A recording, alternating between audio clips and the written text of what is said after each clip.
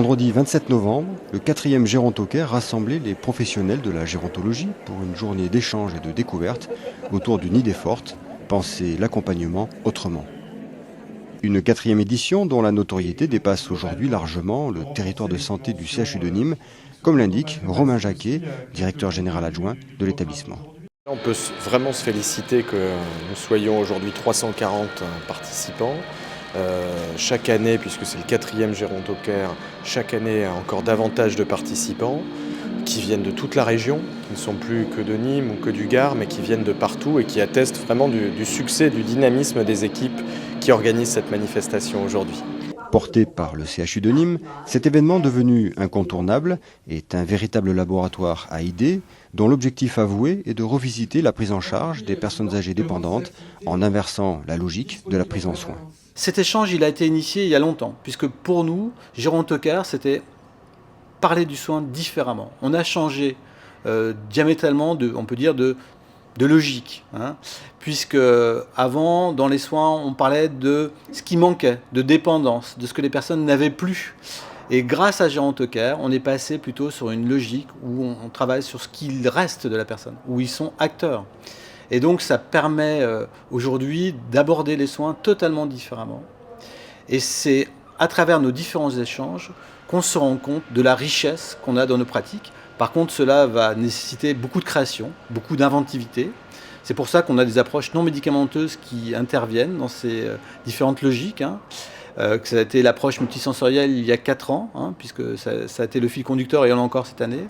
Cette année, vous l'avez vu, on va retravailler sur d'autres choses, accompagner encore différemment, que ce soit à travers la méthode Montessori, mais aussi à travers le réseau, le partage, et être là en tant que soignant à les accompagner sur un projet de vie.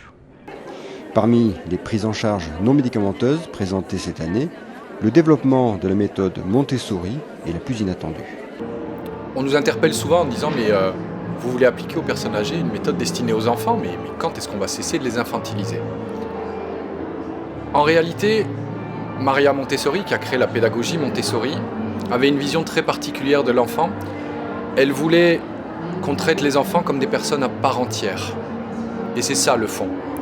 Traiter ces personnes atteintes de maladies, de démence, comme des personnes à part entière, avec les mêmes besoins fondamentaux.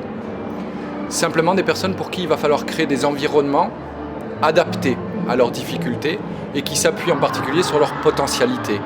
Les enfants de 3 ans, de 5 ans n'ont pas encore leur corps qui est entièrement développé, leur cerveau qui est entièrement développé, il y a un certain nombre de capacités qu'ils n'ont pas, et elle a créé un environnement dans lequel ils peuvent œuvrer librement. L'idée c'est vraiment celle-là, de reproduire cette démarche-là. Alors il y a un certain nombre de techniques, mais je ne vais pas rentrer dans les détails, de manière de présenter les choses pour permettre à ces personnes de continuer à évoluer le plus harmonieusement possible. Les prises en charge non médicamenteuses sont un véritable support pour la prise en charge globale des personnes âgées, parce que les médicaments, c'est un progrès indéniable, toutes les thérapeutiques nouvelles et médicamenteuses, mais sans les prises en charge non médicamenteuses, ce n'est absolument rien. En établissement, en EHPAD, ce qu'il faut, c'est vraiment recentrer sur une prise en charge humaine, humanisée, et donc faire de l'EHPAD non pas un établissement, mais vraiment un domicile à part entière et un lieu de vie plus qu'un lieu de soins. On sait qu'on consomme beaucoup moins de psychotropes avec ces approches non médicamenteuses, qu'on consomme beaucoup moins d'antidépresseurs, beaucoup moins de somnifères, qu'on a un impact évident sur tout ce qui est nutritionnel et la qualité de vie avec une sensation d'aimer de vivre. Forcément, il y a moins de décès, moins de comorbidités. On l'a vu au niveau du CHU à travers le projet Calme où on a pu intégrer ce déménagement qui était de grande ampleur quand même, le site de Rufy avec 100 résidents qui ont déménagé d'une structure.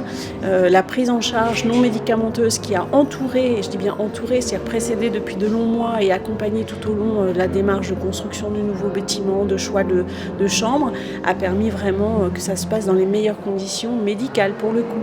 Nos pratiques soignantes ont changé.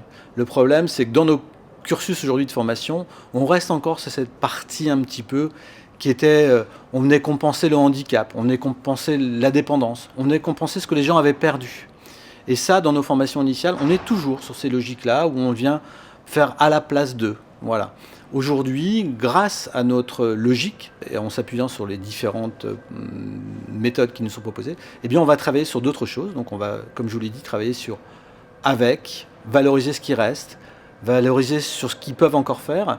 Et ça, on ne l'apprend pas à l'école. Donc plus on a d'étudiants, mieux c'est. Ça leur permet de s'inscrire dans leur processus de professionnalisation très tôt et de changer un petit peu leur logique. La preuve, c'est qu'aujourd'hui, la formation initiale de tous les cursus s'inspire de ce qu'on a fait et propose maintenant des interventions qui sont faites au sein des instituts, puisqu'on intervient aussi bien maintenant sur l'approche multisensorielle que sur la validation de Naomi Feld. Vous voyez, on va travailler justement sur des pratiques qui sont non médicamenteuses, qui n'étaient pas enseignées auparavant et qui maintenant prennent de plus en plus de place dans l'enseignement primaire, on peut dire, des professionnels. Je pense que c'est un milieu qui peut évoluer. Déjà à l'école, on nous en parle un peu de certaines méthodes. Après, bon, nous, étant donné qu'on est élèves, on va en stage et donc on découvre ces méthodes aussi en stage. Moi, je trouve que c'est vraiment un bon point. C'est pas aux soignants de penser à lui, on pense plutôt aux personnes âgées, aux personnes qu'on soigne. C'est eux les premiers de qui on doit s'occuper, quoi. Tant qu'on fait du bien aux patients, qu'on leur redonne leurs gestes, qu'on les stimule, qui profitent de la vie, quoi. C'est ça qui compte. Penser l'accompagnement autrement, c'est-à-dire dépasser une seule approche médico-centrée autour du seul soin, mais penser qualité de vie, penser bien-être et penser échange. Échange avec le patient, échange avec la famille, échange aussi entre collègues pour que finalement le partage d'expériences innovantes, de situations de prise en charge nouvelles, non médicamenteuses, puisque c'est ça aussi la nouveauté, fasse progresser la prise en charge dans l'intérêt des patients et des résidents. Ce 4e Gérontocare terminé, les équipes du pôle gérontologie travaillent déjà à l'édition 2016 et vous donnent rendez-vous l'année prochaine.